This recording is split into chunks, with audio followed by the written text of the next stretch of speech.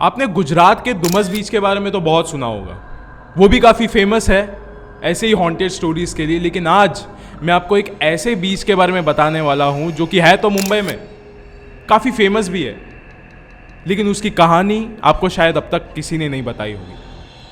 And इसकी कहानी इतनी डरावनी है कि शायद से ये कहानी आपको कई दिनों तक रात को सता सकती है। मैं बात कर रहा हूँ मुंबई के अक्षा बीच की। एंड ये बीच मलाड में सिचुएटेड है। एंड ये भी जुहू बीच के तरह ही बहुत ज़्यादा फेमस है। यहाँ पे भी बहुत ज़्यादा भीड़ रहती है, लेकिन भीड़ के बीच में यहाँ पे एक ऐसी चीज़ भी रहती है जो कि बहुत कम लोगों को दिखती है, लेकिन जिसे भी दिखती है लोग सिर्फ इसके पास चले जाते हैं, लेकिन वापस लौट के नहीं आते। आज हम इस वीडियो में इसी चीज़ के बारे में बात करेंगे कि ऐसी कौन सी रहस्यमय चीज़ है अक्षा बीच में जो कि इसे इतना ज़्यादा खतरनाक बना देती है। जानने के लिए बने रहिए इस वीडियो के अंत तक। ये कहानी शुरू करने से पहले ऐसे ही और मिस्ट्री, हॉरर और हिस्टोरिकल वीडियोस देखने के लिए सब्सक्राइब कर दीजिए इस चैनल को। अब ये कहानी शुरू होती है। मुंबई के इस अक्षा बीच में अक्सर बहुत ज़्यादा भीड़ होती है। किसी और बीच के तरह यहाँ पे भी बहुत ज़्यादा भीड़ होती है। लोग यहाँ पे स्विम करने आते हैं, बच्चों को घुमाने लाते हैं, लेकिन ऐसी बहुत सारी जगह होती है बीच में जो कि नॉर्मल लोगों के लिए एक्सेसिबल नहीं होती। मतलब नॉर्मल लोग यहाँ पे जा नहीं सकते, क्योंकि वहाँ से शायद कुछ मछुआरे अपनी बोट रखते हैं। मछुआरों का एक्सेस वाली जगह होती है कि वहाँ से वो शायद अपने बोट निकालेंगे, वहाँ पे मच्छियाँ रखते हैं। ऐसी ही एक जगह अक्षा बीच में भी है, और यहीं पे ये हादसा हुआ है। एक बार की बात है जब एक प्रतीक नाम का लड़का हुआ करता था जो कि अक्षा बीच में ही रहा करता था। एंड वो एक मछुआरे का बेटा था, अराउंड 20-21 साल का। एंड वो हर रात को अपने पिता के नाव के पास पहरा दिया करता था। वो कभी अकेला नहीं रहता था, हमेशा अपने दोस्तों के साथ ही रहा करता था। एंड मोस्टली उसका काम रात को 10 बजे के बाद शुरू होता था। एक दिन की बात है जब प्रतीक अकेला नाव के पास पहरेदारी कर रहा था। एंड उसके दोस्त अब तक आए नहीं थे। एंड प्रतीक पूरे समुंदर किनारे अकेला था। एंड वो अकेला पहरा दे रहा था वहाँ। तभी उसने अचानक से सुना कि कहीं दूर से एक लड़की के चिल्लाने की आवाज़ें आ रही है, जैसे कि वो लड़की डूब रही है। एंड उसे दूर से उस लड़की का बदन भी दिख रहा था। फिर उसने जल्दी से अपनी नाव निकाली और उस जगह तक पहुंच गया। पहुंचने के बाद उसने देखा कि यहाँ पे कोई लड़की नहीं है, लेकिन कुछ देर बाद उसे आवाज़ और कहीं दूर से आने लग गई पानी में। उस लड़की की आवाज़ का पीछा करते हुए प्रतीक अभी समुंदर में बहुत आगे तक चला गया था, लेकिन जब जब प्रतीक उस आवाज़ के पास पहुंचता था वो आवाज़ अभी और दूर से आने लग जाती थी। प्रतीक को इस वक्त तक काफ़ी ज़्यादा डर भी महसूस होने लग गया था कि हाँ, मुझे भी पता है कि आधी रात को एक लड़की की आवाज़ का पीछा कर रहा हूँ मैं, लेकिन कि लड़की है किधर, मुझे क्यों नहीं दिख रही। तभी प्रतीक ने सोचा अब मैं घर चले जाता हूँ, ना जाने मेरे साथ ऐसा क्या हादसा हो जाए यहाँ। प्रतीक अपने घर के तरफ मुड़ जाता है अपनी नाव लेकर, लेकिन अभी भी इस लड़की की आवाज़ बंद नहीं होती है। वो कैसे कैसे करके मुंबई के किनारे पहुँचता है एंड सुबह होने तक अपने माँ बाप को सब कुछ सच बता देता है। ना जाने कैसे उसके माँ बाप को ये सब घटनाओं के बारे में पहले से ही पता था। प्रतीक के सारे बातें सुनने के बाद प्रतीक के पिता ने उसे आखिर में कहा कि बेटा, मुझे पता है कि इसे क्या कहते हैं, यह हम सबके साथ हो चुका है। यह आवाज़ें और किसी की नहीं बल्कि जलपरियों की है।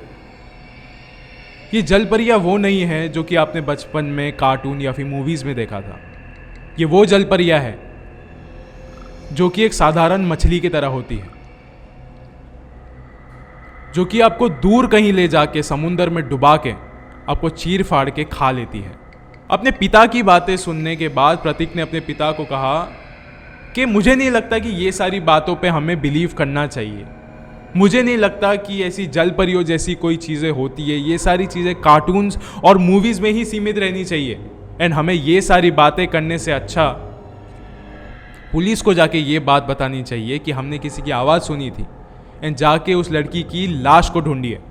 फिर शाम को प्रतीक ने पुलिस को जाके बताया कि पिछले रात को मुझे समुंदर में से किसी लड़की के चिल्लाने की आवाज़ें आ रही थी, एंड मुझे वो लड़की एक बार के लिए तो दिखी भी थी। तो मुझे लगता है कि आपको समुंदर के बीच में जाकर उस लड़की की लाश को ढूंढना चाहिए। एंड फिर प्रतीक अपने रात के ड्यूटी के लिए निकल गया, नाव के पास पहरा देने के लिए। फिर पुलिस भी अपने गोताखोरों के साथ रात में चले गई इस मिशन पे कि हमें उस लड़की की लाश ढूंढनी है। एंड लाश मिलती है, लेकिन प्रतीक की, और वो भी समुंदर के बीच में। एंड उसका बदन आधा खाया हुआ था। लेकिन प्रतीक की लाश समुंदर के बीचों बीच कैसे पहुंची? शाम को ही तो प्रतीक पुलिस के सामने था। उसी ने तो कंप्लेन करी थी कि एक लड़की की लाश समुंदर के बीच में है एंड आपको जाके उसे ढूंढना चाहिए। एंड पुलिस गई तो उसे प्रतीक का ही लाश मिला। ये कैसे हो सकता है? ये सब का जवाब प्रतीक के पिता ने दिया।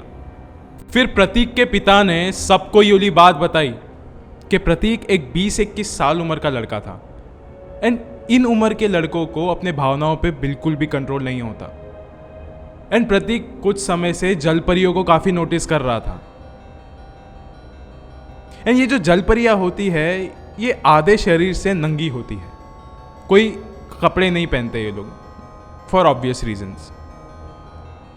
एंड जलपरियां मोस्टली इंसानों को ऐसे ही अट्रैक्ट करती है, अपने बदन के जरिए। एंड यही चीज प्रतीक के साथ भी हुई होगी जब उसने आधी रात को एक ऐसी लड़की देखी होगी। एंड शायद से उस समय उसके भावनाओं पे कोई कंट्रोल नहीं हुआ होगा, एंड वो भी समुंदर में इसके शिकार में चला गया। एंड फिर आगे की बात तो हम आसानी से समझ सकते हैं कि उस जलपरी ने प्रतीक के साथ क्या किया होगा। समुंदर में कहीं दूर ले जाके उसे डुबा के मार दिया होगा, एंड फिर उसे खा लिया होगा। क्या आपको नहीं लगता कि ये वाली बात थोड़ी सोचने वाली है कि अगर ऊपर वाले ने कुदरत में ऐसे इंसान बनाए हैं जो कि ज़मीन पे चल सकते हैं, तो क्या ये मुमकिन नहीं कि ऊपर वाले ने कुछ ऐसे इंसान भी बनाए हो जो कि पानी में तैरते होंगे? क्या पता पूरी दुनिया के सारे गवर्नमेंट्स को इसके बारे में अच्छे से पता हो, एंड उसने आम इंसान से ये सब चीज़ों को छुपा के रखा है। अब मैं आपको एक ऐसा वीडियो दिखाना चाहता हूँ जो कि कुछ दिनों पहले इंस्टाग्राम पे काफ़ी ज़्यादा वायरल हो गया था। एंड इससे आपको यकीन हो जाएगा कि हाँ, ऐसी एक और एक दुनिया है, लेकिन वो पानी के अंदर रहती है। क्योंकि इस वीडियो में इस लड़के को कुछ ऐसी आवाज़ें सुनाई दे रही है जो कि हूबहू इंसानों की जैसी ही है, लेकिन पानी के अंदर से आ रही थी। We're chilling. We're out here chilling.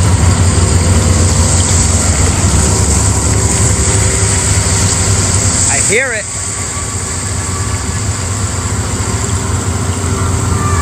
I hear him. Where's she at? What the fuck is that noise, bro? What is that noise? Where are you?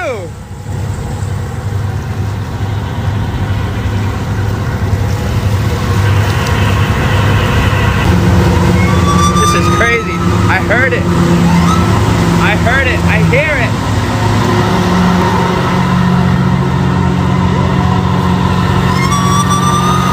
इस वीडियो के वायरल होने के बाद इस इंसान ने अपने सोशल मीडिया हैंडल पे आके एक चीज़ कंफर्म करी थी कि हाँ, जब भी मैं समुद्र के बीचों बीच होता हूँ अपने नाव में, तभी मुझे आधी रात को अलग अलग सी आवाज़ें सुनाई देती हैं, अलग अलग सी। मुझे पहले लगता था कि ये शायद किसी डॉल्फिन की होगी या फिर किसी वेल की, लेकिन जब मुझे समुंदर के अंदर इंसानों जैसी चीज़ें दिखने लग गई, तभी मुझे एक चीज़ कंफर्म हो गई थी कि हाँ, इंसानों जैसे दिखने वाले, इंसानों जैसी आवाज़ निकालने वाले हम अकेले नहीं हैं।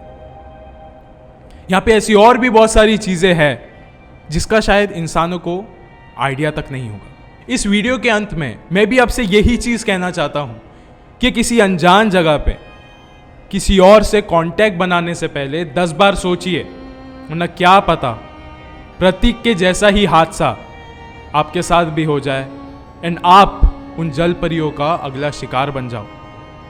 शुक्रिया।